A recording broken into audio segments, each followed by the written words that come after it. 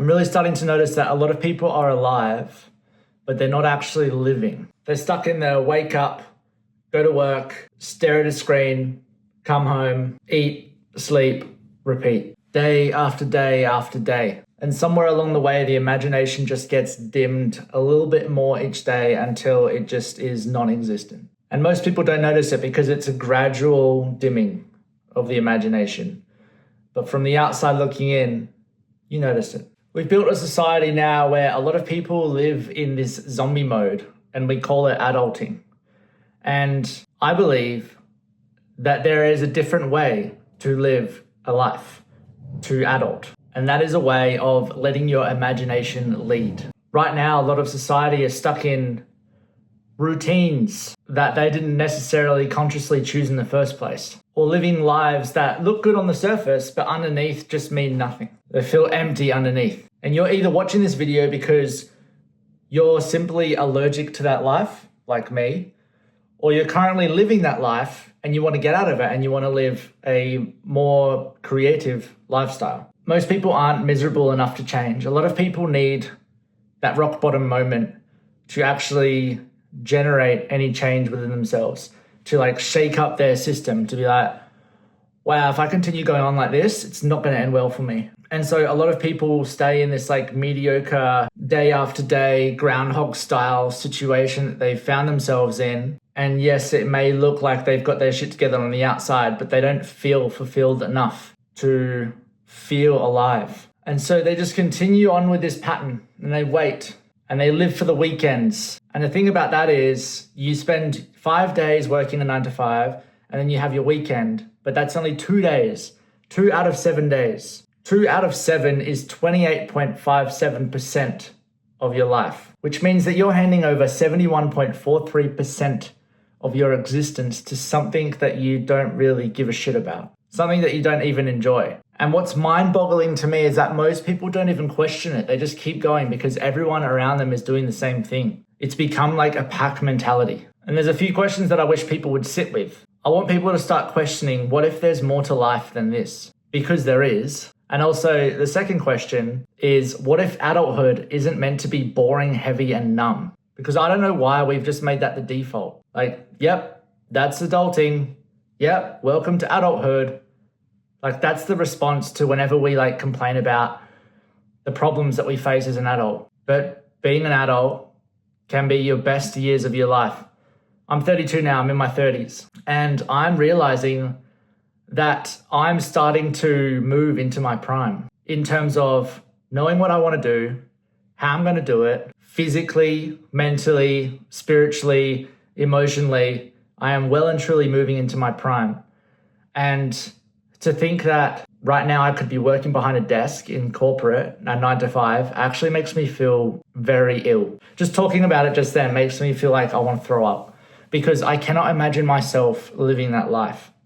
And you're here watching this video because you can't imagine living that life either. And you want a different way. And I'm offering you a different way with this YouTube channel and with what I am creating with Friends Who Create. Now, when I talk about people in the 9 to 5, I'm not like speaking down about them. I don't mean that they're like stupid or weak. I mean that they're disconnected from their autonomy. They're disconnected from doing things that they want to do. The thing is, they don't feel like they're choosing their lives anymore because they're spending 71.43% doing things that they don't want to do. They're caught in that cycle, the sleep, work, eat, repeat cycle, stuck behind desks, wearing clothes they didn't choose, saying things they don't care about, having surface level conversations that have zero depth. And you can feel it when you talk to someone who's working a 9 to 5 and who's like so caught in that cycle. The spark is gone. It's like there's a creative spirit in there that has just wilted, that's convinced itself that it'll never see the light of day ever again, which is really sad. But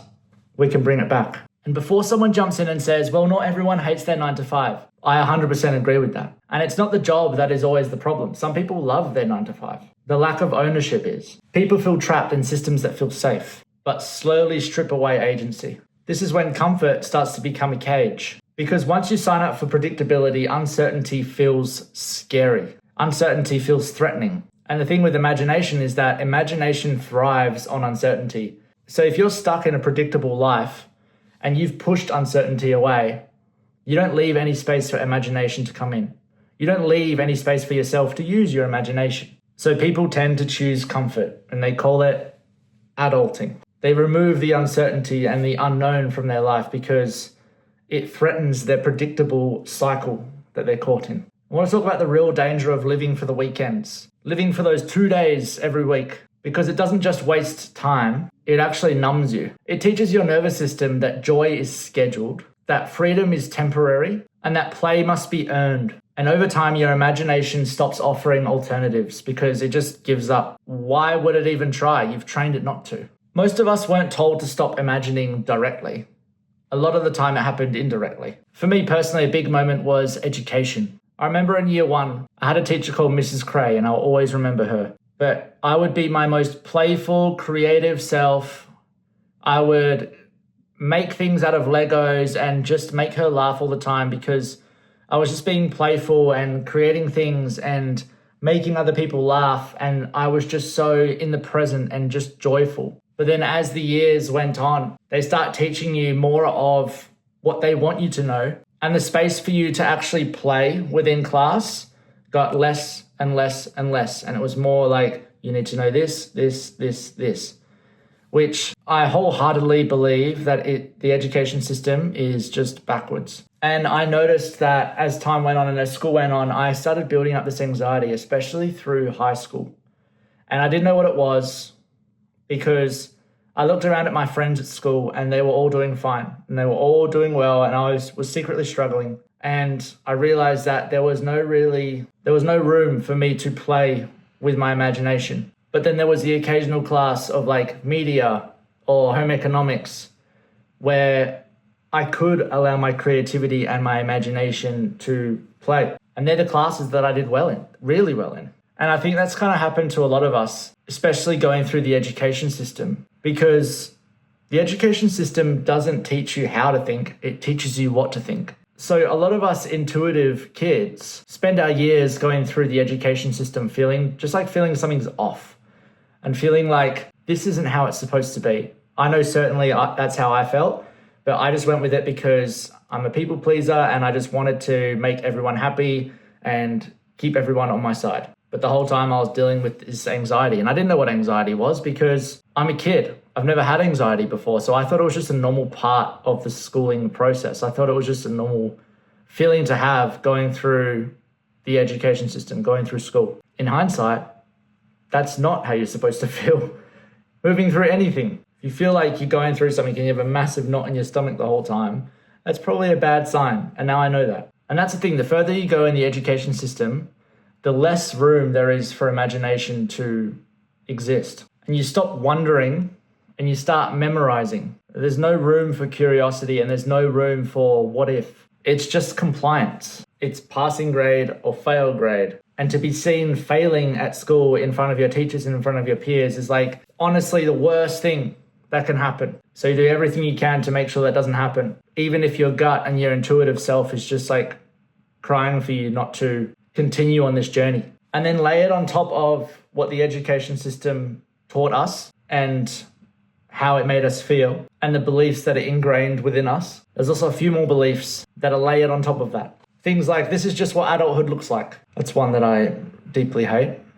Be realistic and don't get your hopes up. People confuse gratitude with self-abandonment. They confuse acceptance with stagnation. They silence their imagination out of guilt because wanting more feels selfish. There's also a fear hiding under all of this. Fear that if you imagine a better life and fail, it's going to suck, that it'll hurt too much. So people choose certainty over possibility. A mediocre but predictable life feels safer than dreaming and missing. Imagination starts to feel dangerous because hope creates emotional risk.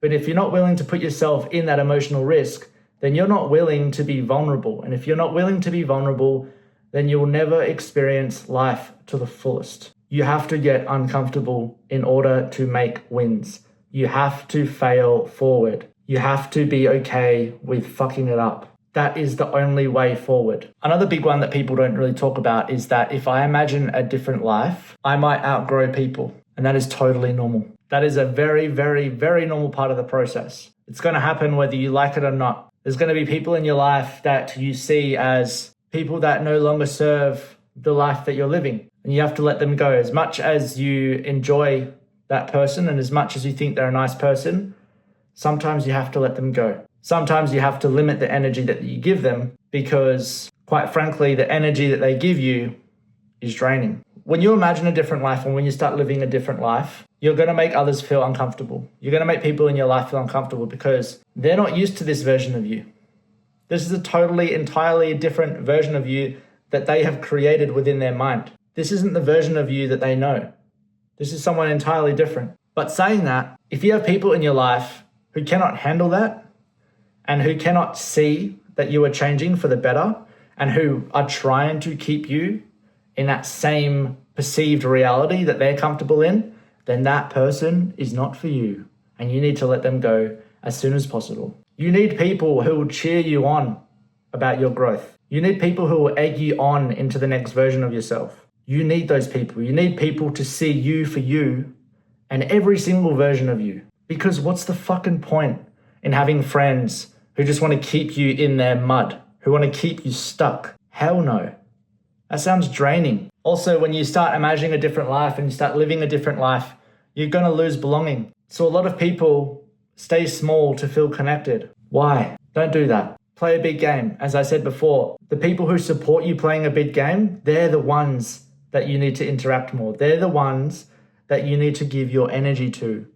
They're the ones that you need to interact with on a daily basis because they will help you along the way. Don't shrink yourselves to preserve relationships because shrinking yourselves to preserve certain relationships is never going to serve you, ever. It will serve you in the short term, but in the long term, never going to serve you. And a lot of people convince themselves that, no, it's the loyalty that's keeping me here. It's keeping me with those friends. I'm loyal to them. That is a story that your ego has told you in order to manipulate you into not moving into your next version of yourself. Now, here's the uncomfortable truth, is that imagination threatens systems built on predictability and compliance. Imagination introduces possibility, and possibility is very disruptive. So imagination starts to get labeled when you're an adult as unrealistic, irresponsible, and childish. It's better to be realistic. It's better to be quiet. It's better to fit in. It's very fitting that I'm wearing a Misfit shirt right now. But here's the cost of all that. If you choose to stay stuck in the cycle, then you'll lose curiosity, agency, joy, and aliveness. Life starts to become something that you endure rather than something that you participate in. And eventually you start to forget that you ever had a choice. And this video isn't about blaming anyone. Most people didn't choose this life consciously. They inherited it. But that does not mean it is the only option. You can use your imagination to create a different life, to create a better life, to create a funner life. This definitely doesn't mean that imagination is gone. It's just been neglected. Now, in the next video, I'm going to be talking about what imagination actually is, how it works, and how to use it without slipping into fantasy or escapism. Because imagination is not childish. It's a creative force. And once you learn how to use it properly, it changes everything. So if this video resonated with you, then please subscribe to this channel. And also join the school community below, Friends Who Create, where creators come together to connect and build with one another.